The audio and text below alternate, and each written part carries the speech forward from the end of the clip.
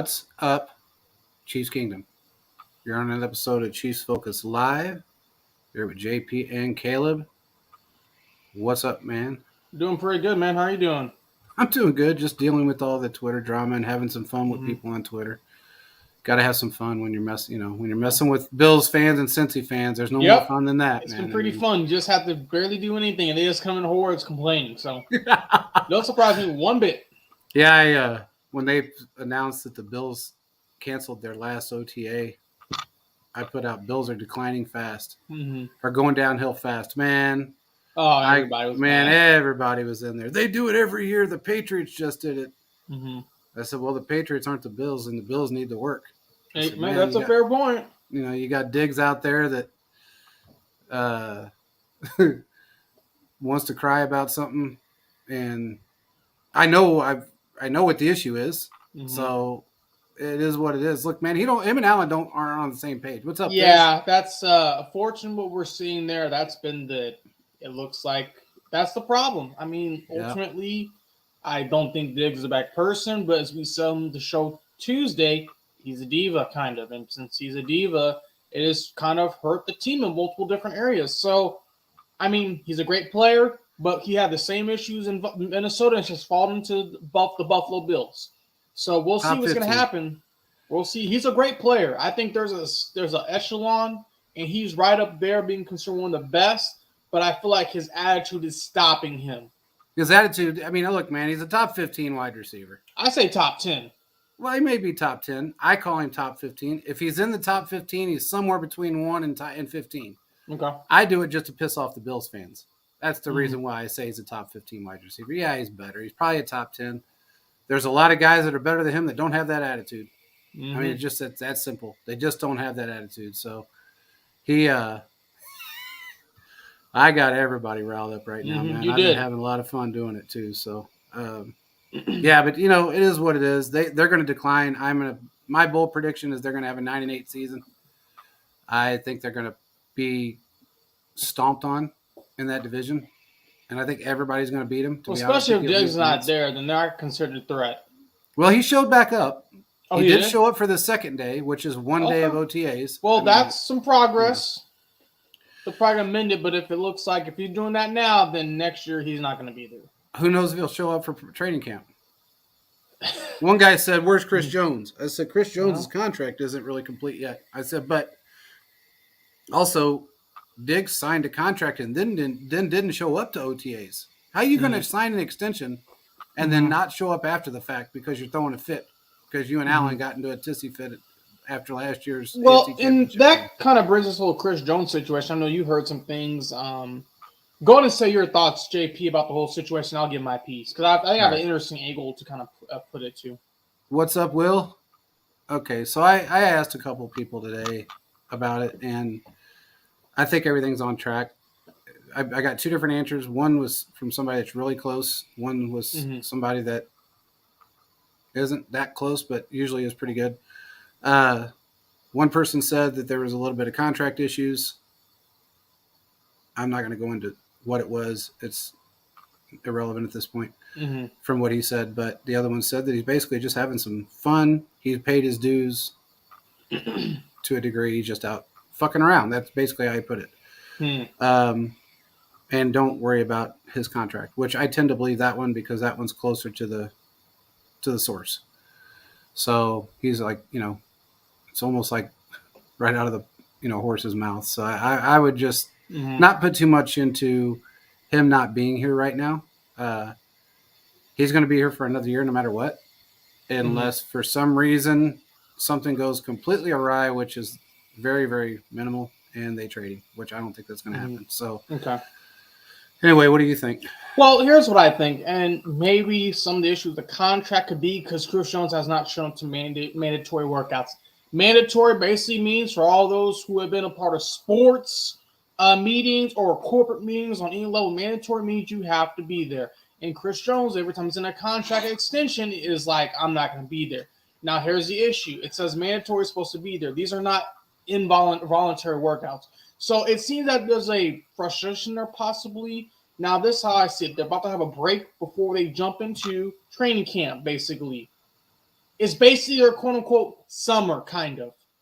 He's kind of like that kid that's not showing up the last few schools. Already passed my test. Hey, I already won the Super Bowl. I already did all my things. I stepped up. Pay me. I understand where Chris Jones is coming from because two different things. Number one, if he gets hurt, they're not going to give him the contract. Brett Veach is not Jerry Jones. Jerry Jones gave Michael Gallup basically, not saying a pity contract, but like, okay, keep you around, you think you're good, the ACL and things like that. Veach is not going to tie up money in a player like that, especially if it's hurt. Number two, he believes if something were to happen overall, if he doesn't come, you know what? He's going to come to training camp. There's a less likely chance of him not being there. So I think he's picking and choosing his battles. But then again, this whole issue with the contract, he has another year.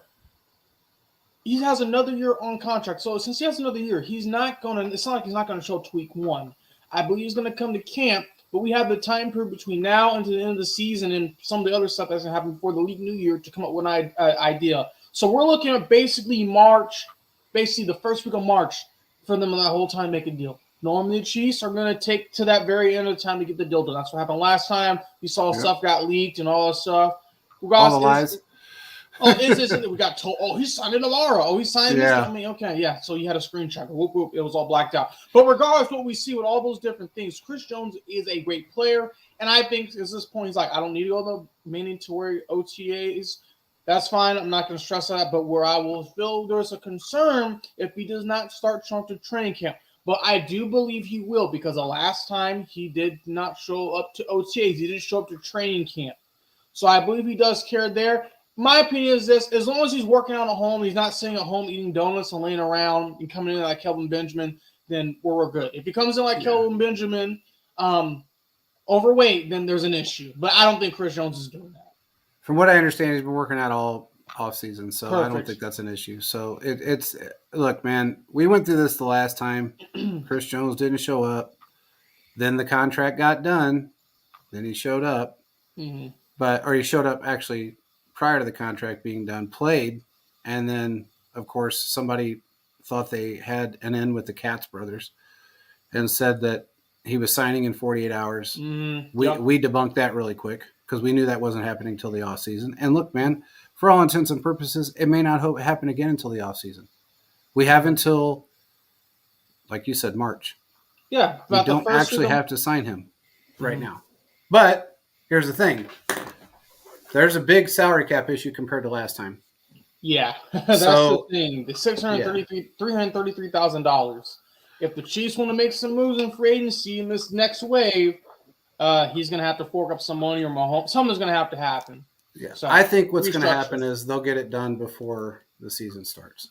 I think, or it may even happen before. Yeah, I think so. Because look, if they start this league season right now, they have to restructure him sometime in between now and the end of September when they cut it off and you can't do that anymore. Have to get it figured out regardless. Or they owe him $32 million.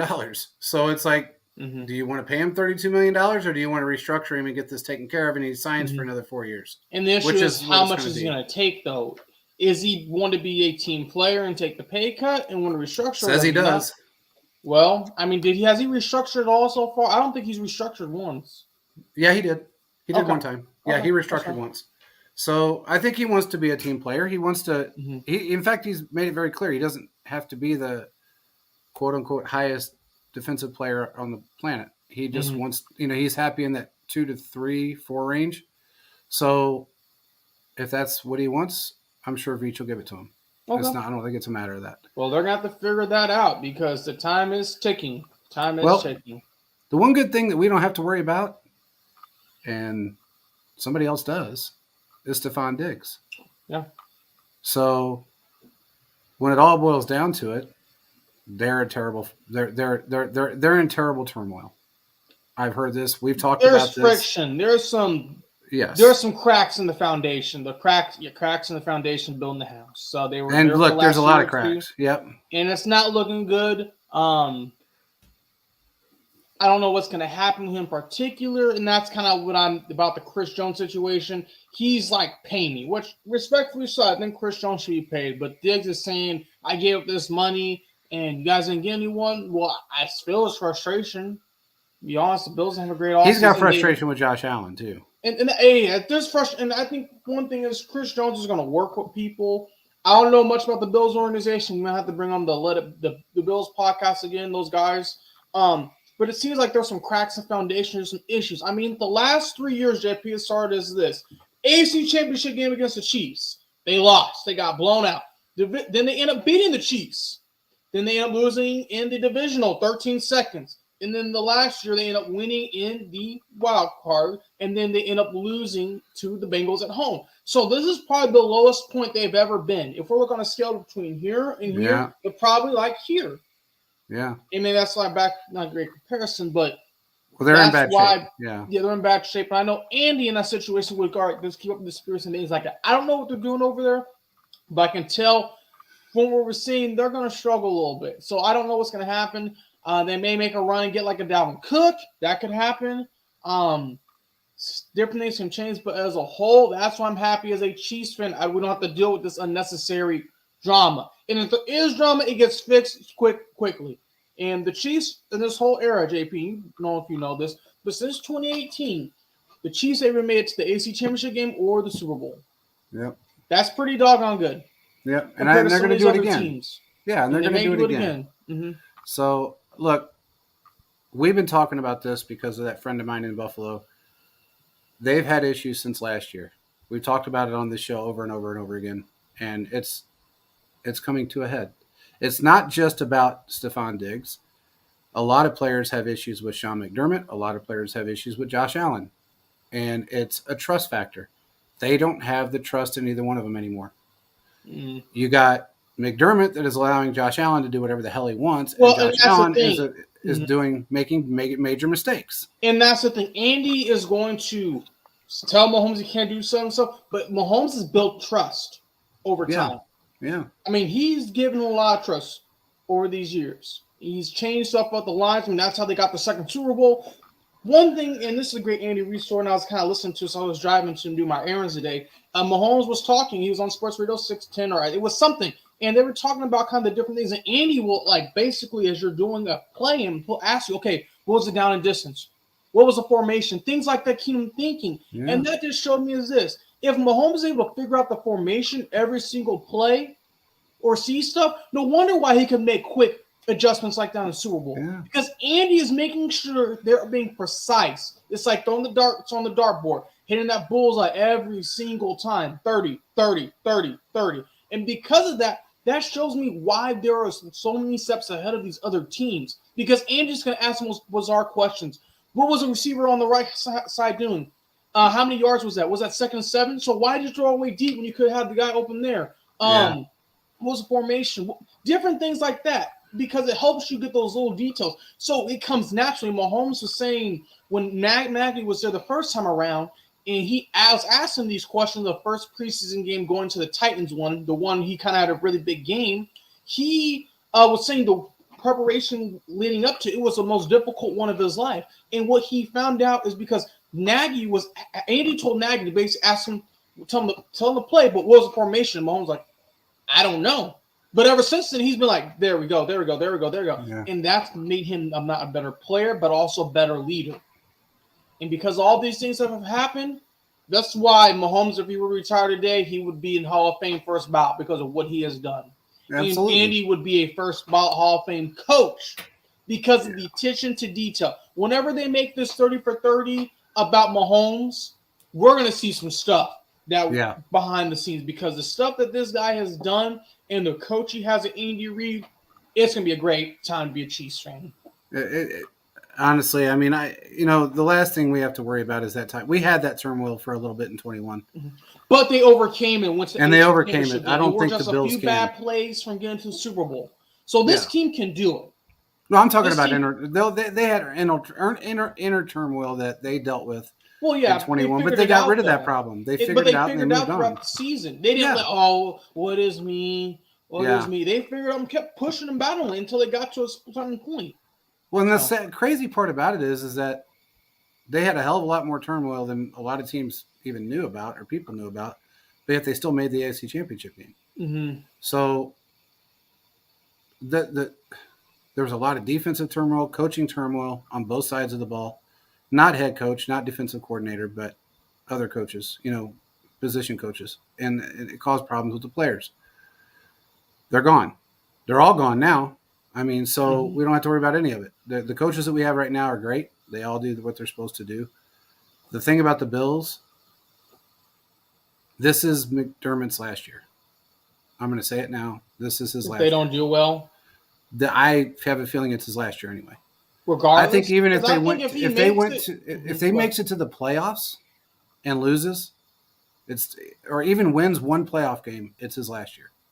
I'm just telling you. What if he makes the AFC Championship game and then loses to the Chiefs? That's different. That may be different, but I feel like, and if he loses, that's to the Chiefs, the third time you have gone against the Chiefs and you went pop and knocked down. And that's another thing. If he loses in the AFC Championship game, I still feel like he's gone. I don't feel like he's there anymore. Well, the Chiefs are at the top of the mountain. Everyone's climbing up, and he's basically Spartan kicking it. They're Spartan kicking everyone back down the hill.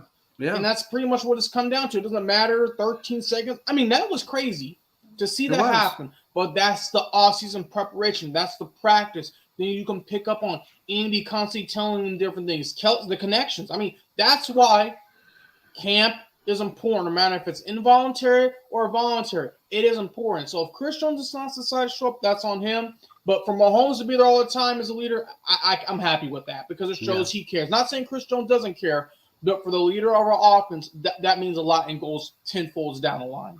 Well, especially everything he does prior to that. I mean, you got to figure 10 days after the Super Bowl, this man's working out, and then 2 weeks after that, he's got Pat Camp. So it's one thing after another that he continually does to improve the team. The one thing Kelsey was, talking about today was how important he takes everything with importance, which, he admitted, he was very open to the fact that he wasn't the easiest to deal with, the first 5 years in his league, and especially with Andy. And it was a challenge. But he looks back on it and he thinks, wow, it was kind of funny. But then again, I was kind of a dick. So it's one of those things where he's grown up so much. And now he keeps himself in perfect shape. He's going to be 34 years old this year. And he's still going to get probably playing 98% of the snaps. So, I mean, this team is built differently. We don't have to worry about divas. And that's why everybody out there, we don't need an OBJ. We don't need a Stephon Diggs. I don't see that so much from D-Hop. D-Hop's going to work. He's not going to say much. He's not. D-Hop's he's not coming here. But, I mean, I'm just saying, if we were going to get another wide receiver, then, and it was him, if we were looking to get another wide receiver, and it ended up being him. Well, there's another one I could think of. But there's two, but it's going to – Chris Jones need to restructure soon. Well, honestly, even if Chris didn't do it this year, we have so much more money we can restructure. He's not the only – he's basically $32 million out of the $83 million that we can move around. And if we restructured everybody right now, we'd have $83 million sitting in the bank, in the cap bank, that we can do what we want with. If each wanted to do that, it would be done. He's smart with the money. He's not gonna. He's not. Look, I mean, if he's taught anybody anything, he is not going to break the bank or change the market for any single player. Exactly. So he did it with Mahomes at the time, but now Mahomes is the seventh highest paid quarterback, or fifth, sixth. I don't know what he is right now. Mahomes said, "I'm not worried about money because he's already getting so much from the Chiefs, and he's getting a lot of endorsement deals." He said he's fine, and I believe him. Endorsement he realized stupid. I don't need to break the bank. I don't need to break the bank. That's pretty his much... endorsement money is so stupid.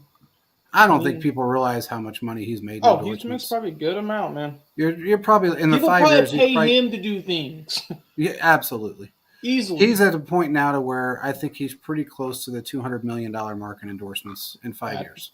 That is fine. And if say they go back to back, that could very well help even more. So yeah, he bought into another company, and I can't think of the name of it right now. It's a production company, if I'm not mistaken. But he had in this Netflix, it called? I think it's called The Quarterback.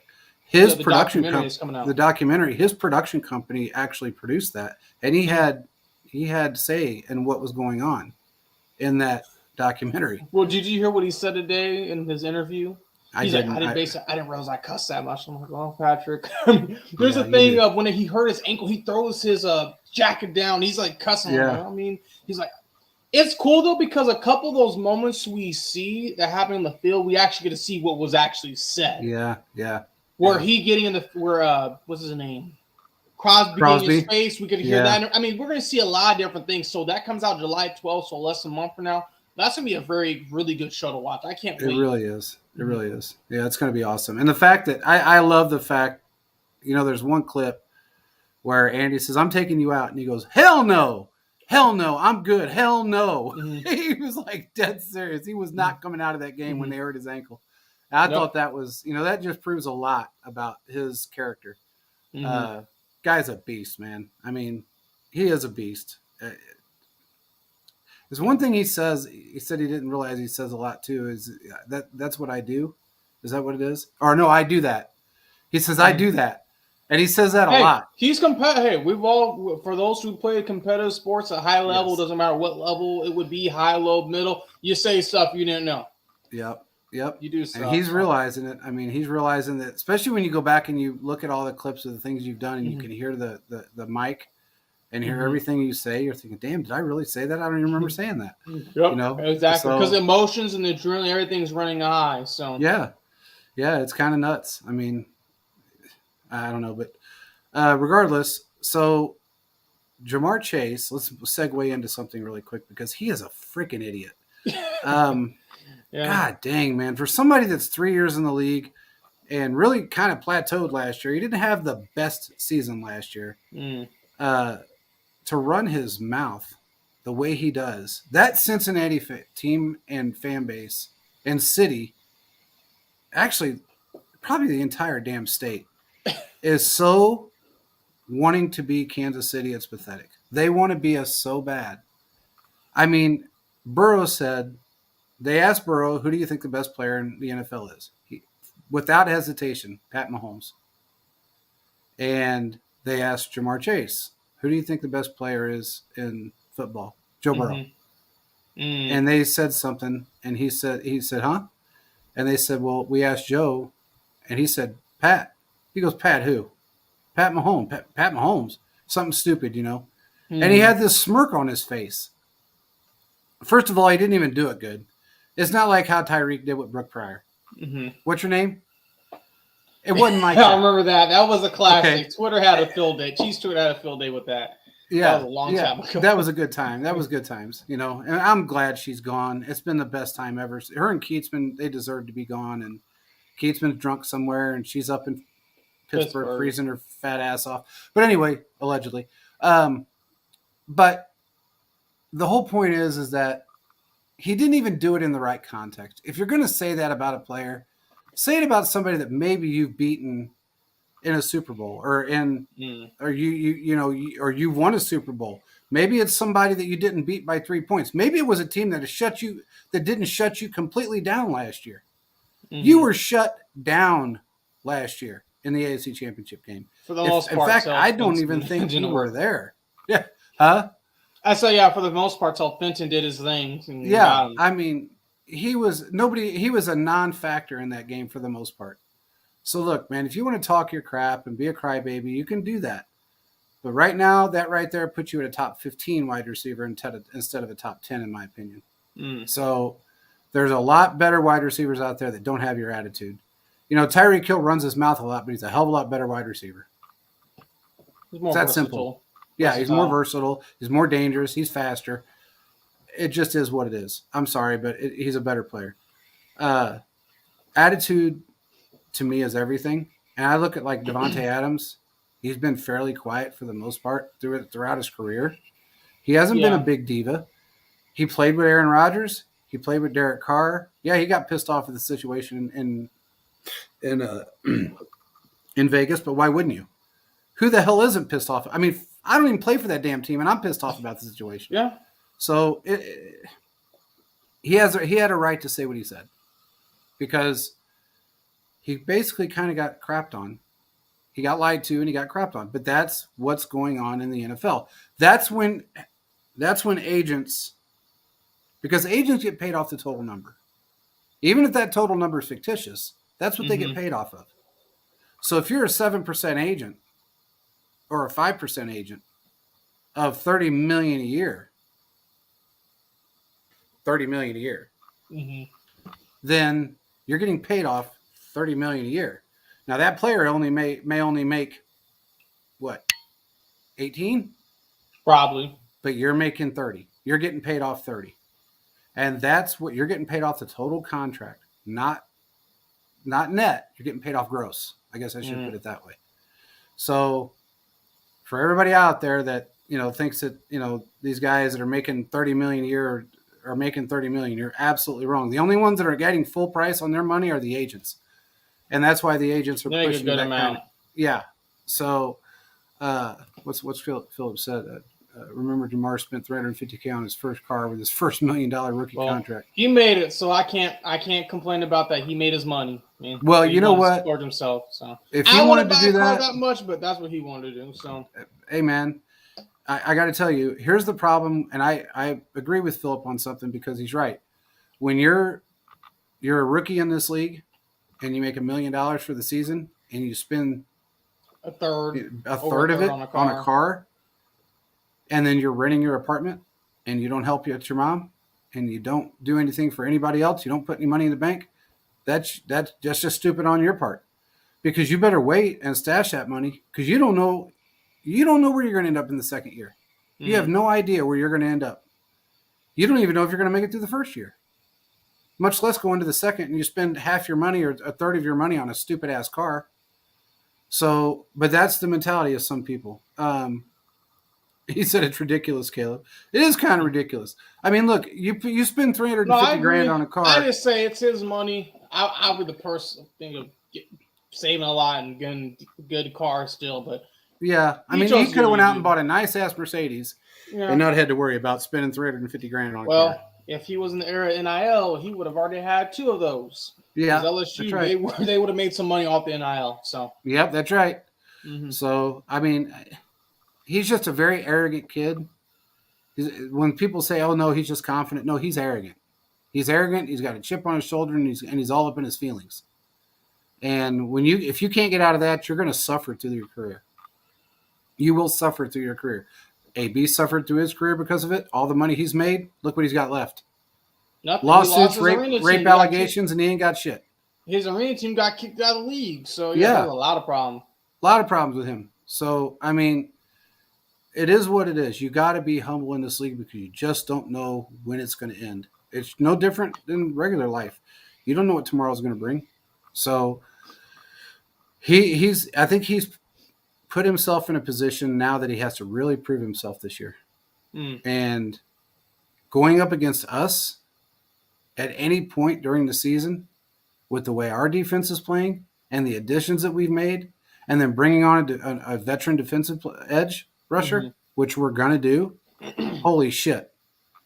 He doesn't understand what he's going up against this year. He thinks McDuffie and all those guys were good last year. Wait till this year. Because they're just that much better.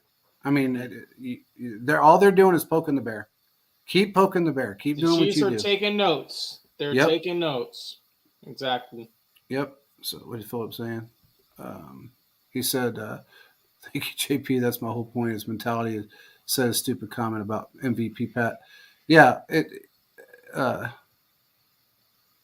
That's a fair point. Yeah, that's a fair point. I agree with you that JJ Justin Jefferson is doing better. I mean, he hasn't had that team success, but he's not being a distraction. So, exactly. That's the difference. He's not being a distraction. And I think that's a huge part of it. Hold on one second. Sorry, for some reason the screen acted weird. But anyway, what do you think?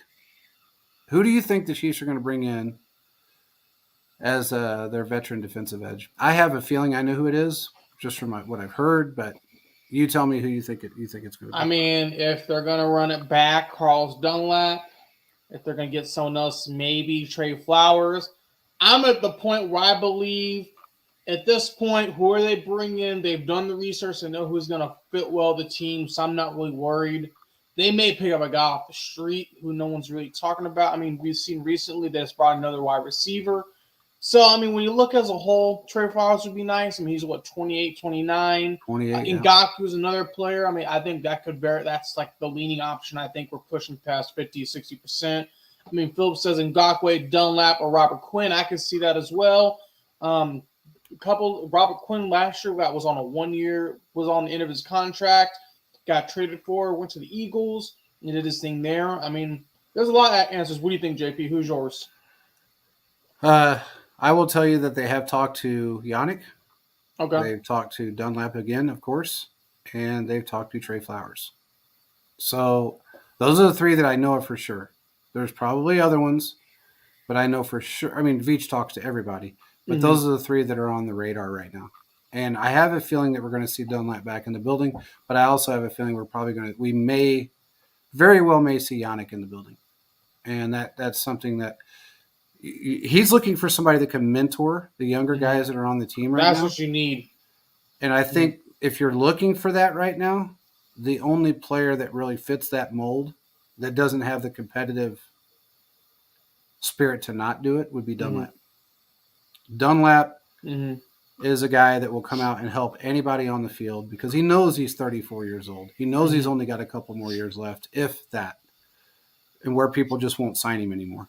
So what about Ngakou? I think he can work. He's been on some good defenses. I think he can help as he can help. Yeah, he could help. He could absolutely help.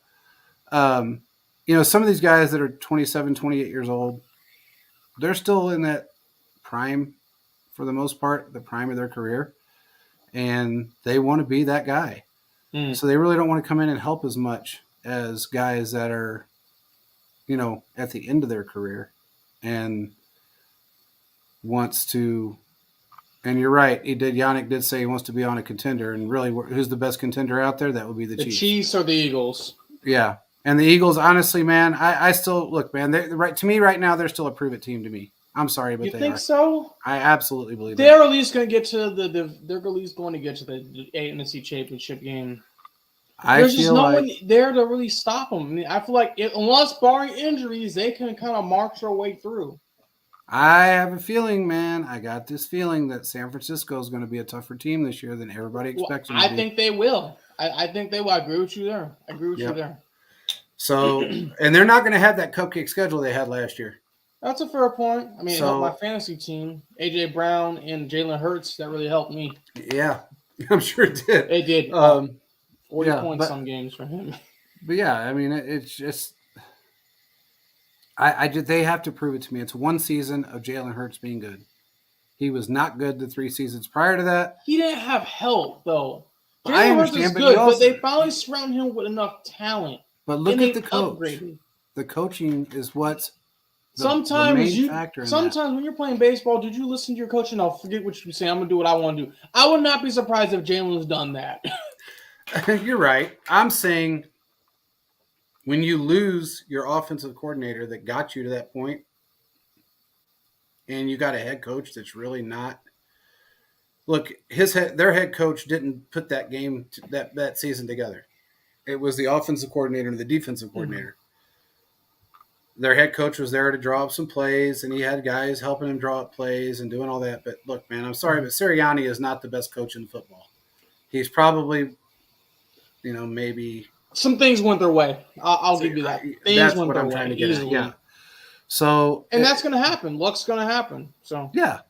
So I don't know. I feel like it's just one of those things where they got to prove it. I don't think you're going to see the Cowboys step up at all.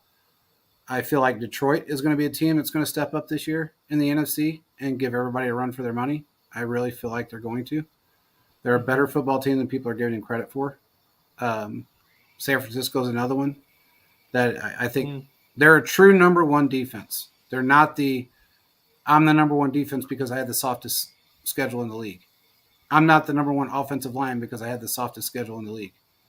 We proved that in the Super Bowl, that historic defensive line wasn't historic anymore.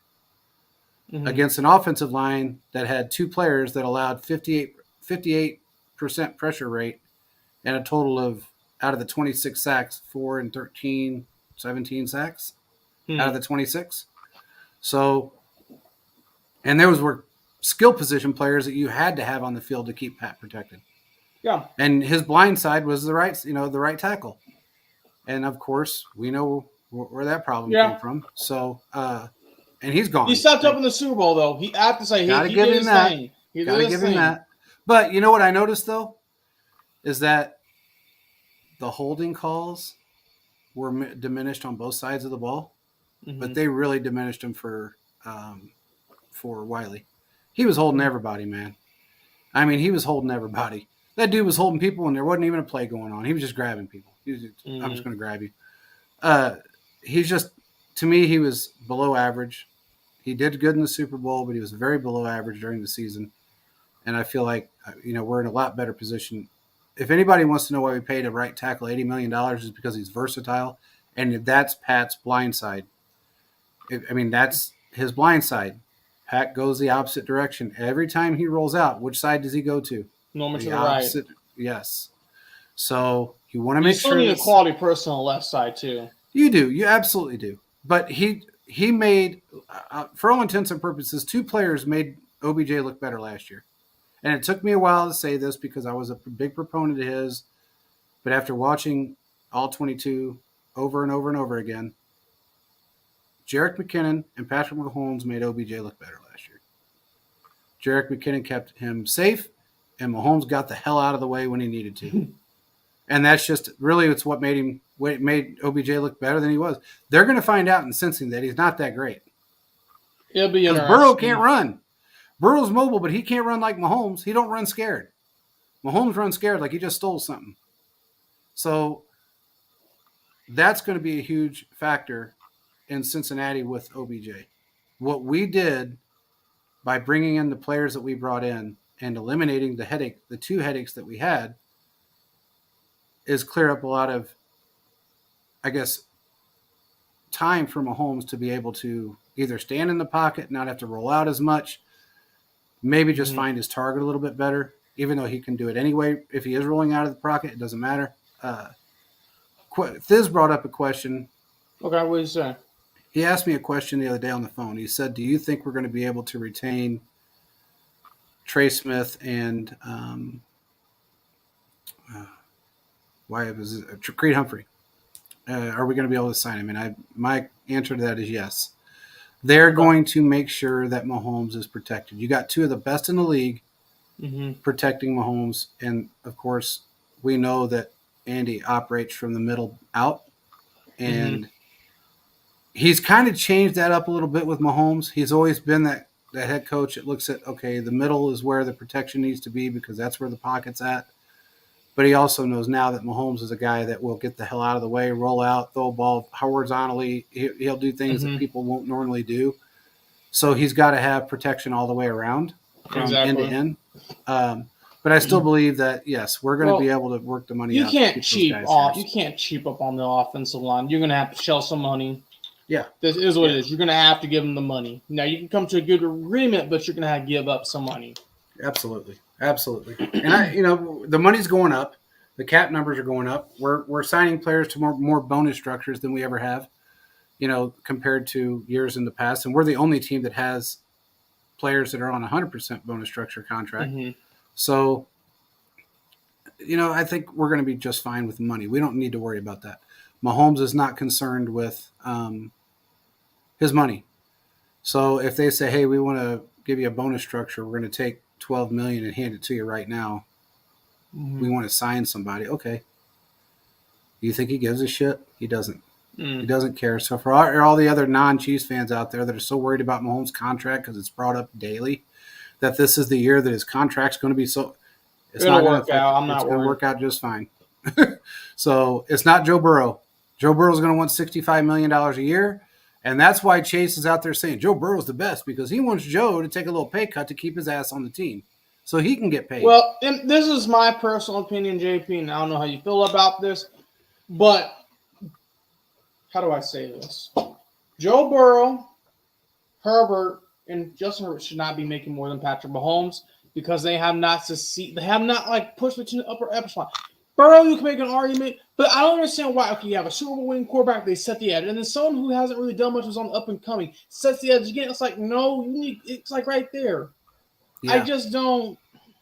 They're saying, But you okay, know what? Look, they're saying what's valid to your friend. I mean, that's great, but it just kind of messes up the negotiation for all these other teams. It's like, yeah, your team brought you to this point is worth that, but then someone should. It's weird because then someone who's not as good will get that money, and then someone who's as good, like, well, he's making, I should make it more. It's just weird to me how that's how the deals and structure goes.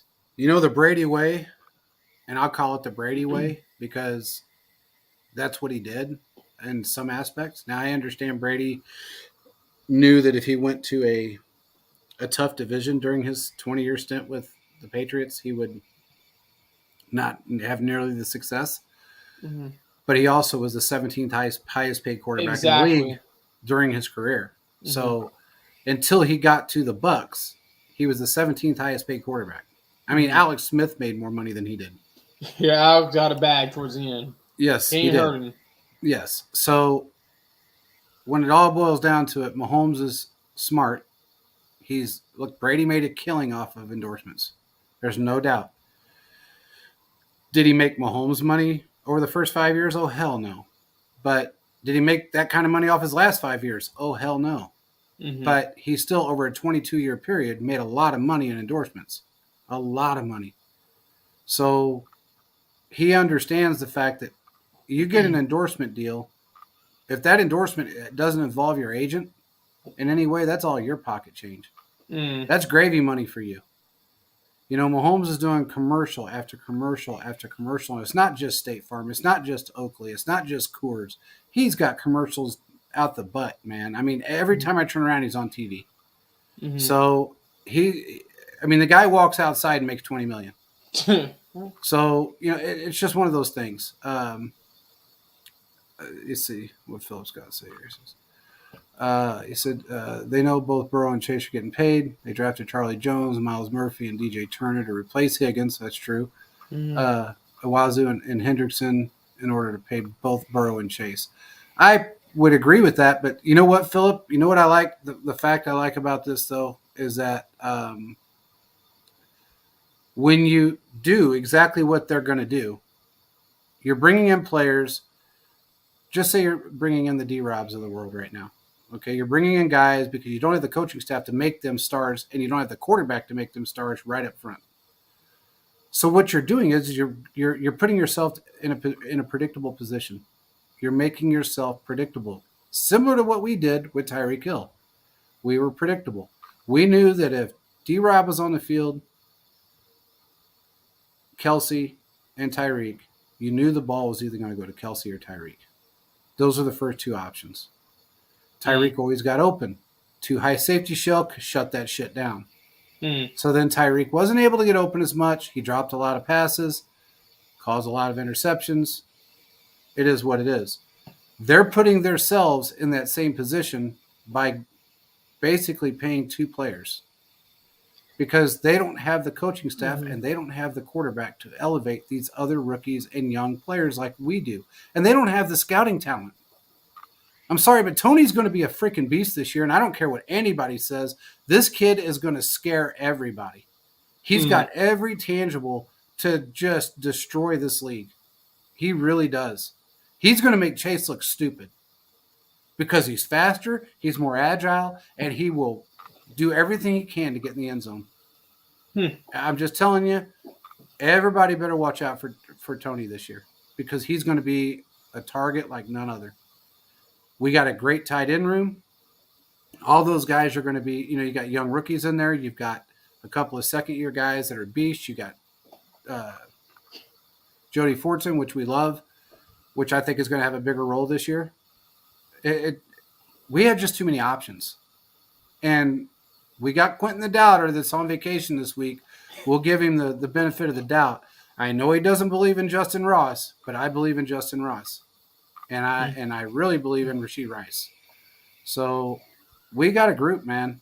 If we end up with 6 wide receivers because we're not going with a fullback, maybe even 7 wide receivers. They're not going receiver. They're going to use us tight end. They're gonna have a Blake Bell or like a Blake Bell like comparison. I think Blake's done, but I think you're right. I mean, we got 5 tight ends I think in the room right now, if I'm not mistaken, and I think he's the odd man out. So, in my opinion, I think he's the odd. But he did get a contract. He got a contract, so 1 year deal. Unless they find some tight end off the street that could be the next Antonio Gates. I mean, you never know. I mean, you never know. But to me, it looks like they're going to go with. They're going to go with probably 6 wide receivers, is what I think, and then the extra tight end. Clyde did a presser today. I don't know if you guys saw that. I saw that. Well, it was either today or yesterday about the whole situation. Yeah, it was very interesting. I kind of wanted to hear your viewpoint on it. I still think he's out by the end of training camp. I think they're either going to trade him or he's going to be like a 4th option, maybe sitting on a practice squad. I don't believe he's taking anybody's job.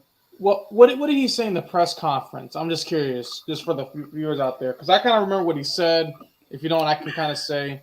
I mean, I kind of remember some of it. They were asking him questions about who he talks to. Why did he go to the parade? Yeah, why did he go to the parade, and why did he go to the White House and all these other things? I don't know. I didn't get to listen to what some of his answers were. You may have. I did. Well, for the parade, the only one I heard was for the parade. He said he had a prior commitment. And he's like, I'm not going to break that commitment.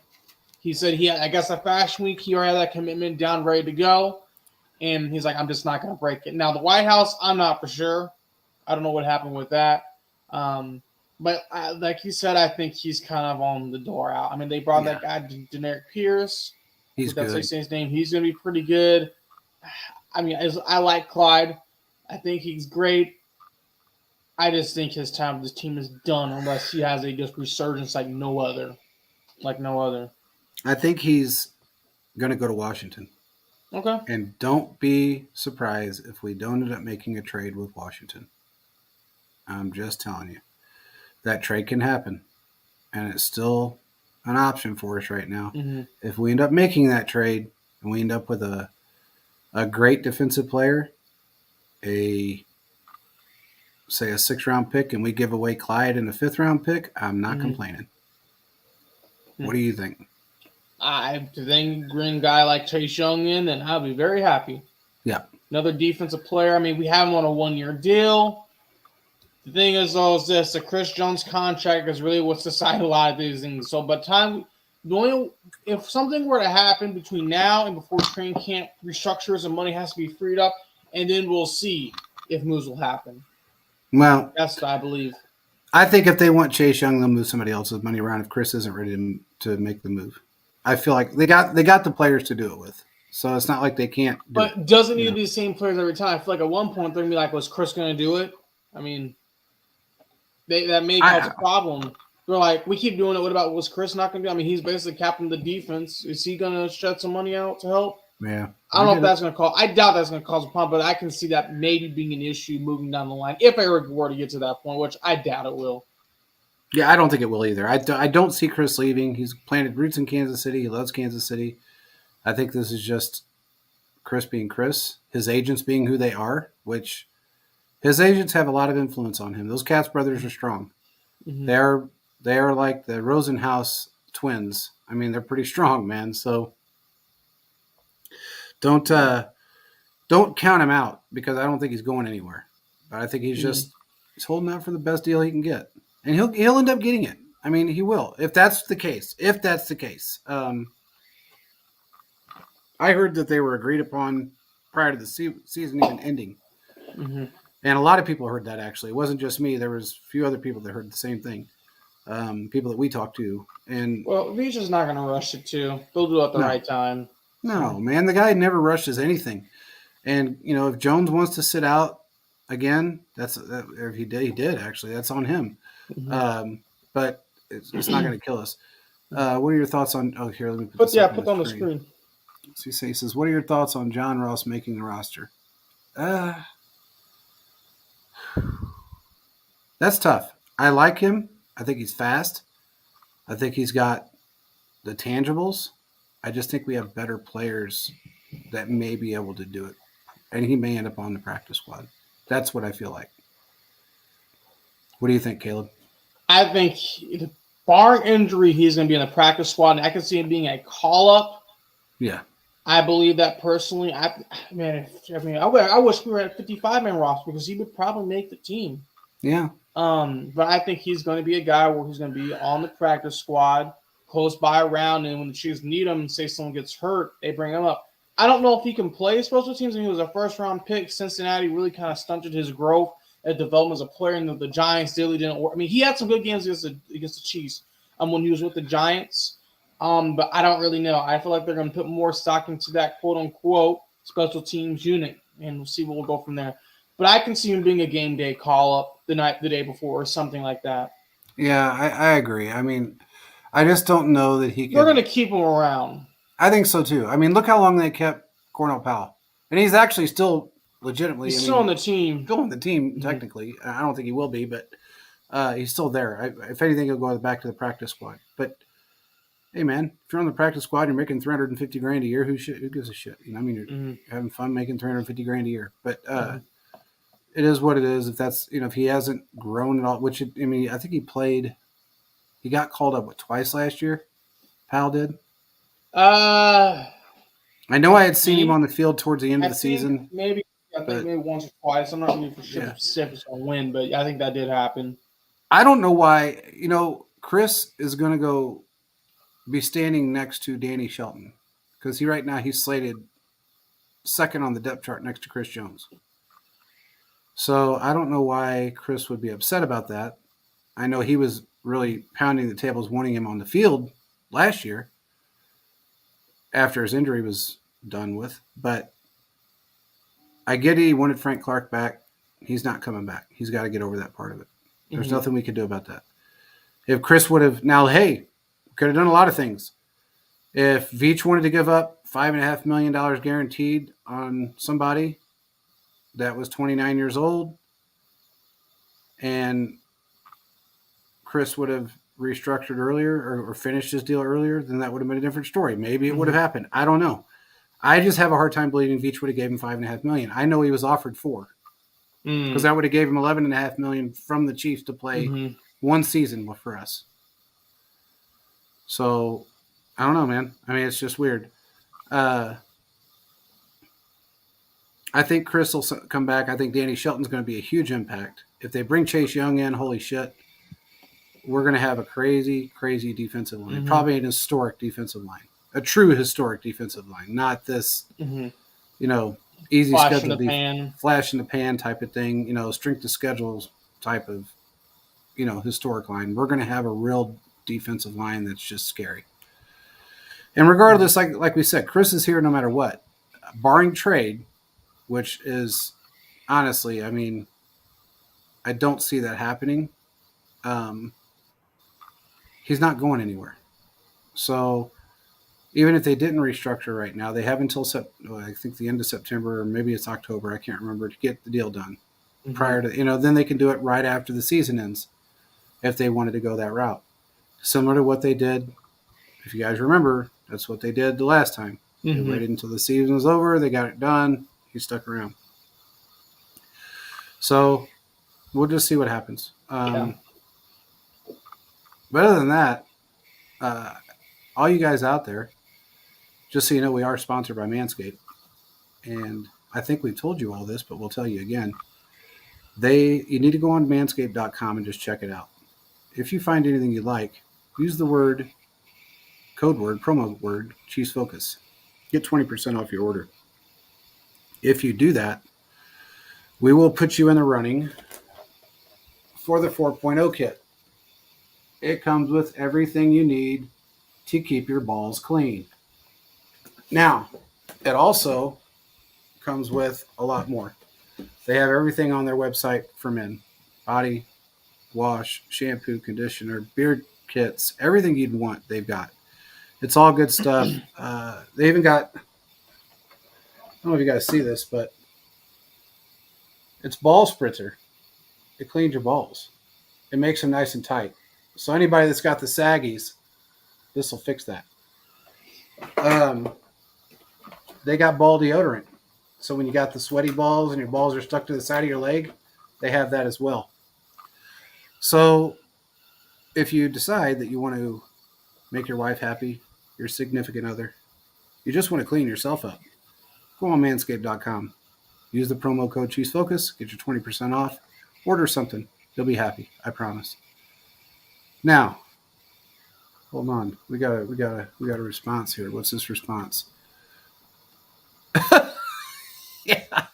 He said the Chiefs should sign Chris Jones to a $300 I don't know about that deal. one, man. That'd be nice. That's some baseball money right there. Yeah, that is some baseball money. The NFL, fortunately, is not on that level. It'd be nice, though. Yeah. They should be as much money as they make, but unfortunately, no. Yeah. I like Phillips' comment. He says, football economics like baseball economics. Exactly. It's like two different games. True. A lot would have to change or to get that. But that's Absolutely. A good comment, guys. Yeah, I like that. I don't know, man. It's going to be fun to watch. It's going to be a fun season, to be honest. I think everybody's so concerned about Mahomes' contract. Get over that shit. He's not concerned with it, so why should you be? Really a simple thing. He's not going anywhere. He's locked in for the next 8 years, 7.5 years, whatever. And he doesn't want to leave. He's got a production company based out of Kansas City. He's got 3 other businesses that he's part owner in Kansas City. And he's also trying to bring an NBA team in that he's going to be part owner in. So anybody that's concerned about Patrick Mahomes leaving Kansas City, stop. Or worrying about his contract at this point. It's not happening. He knows where he's at. He knows the money he's making. He knows where he's going to be. By the time the man's 30 years old, he's going to be a billionaire. It's that simple. Mm-hmm. He's making all the right moves. He's a very smart individual. So somebody got traded to Arizona. Who was it? I didn't see anything. A trade happened? No, it was yesterday. Was it yesterday or the day before? I think they used to play for us. And they ended up going to Arizona. I told you Fenton signed with them. Yeah, that's who it was. He signed with them in the offseason. Yeah, in the offseason. That's what it was. Fenton, I want to talk about him really quick before we go. Okay.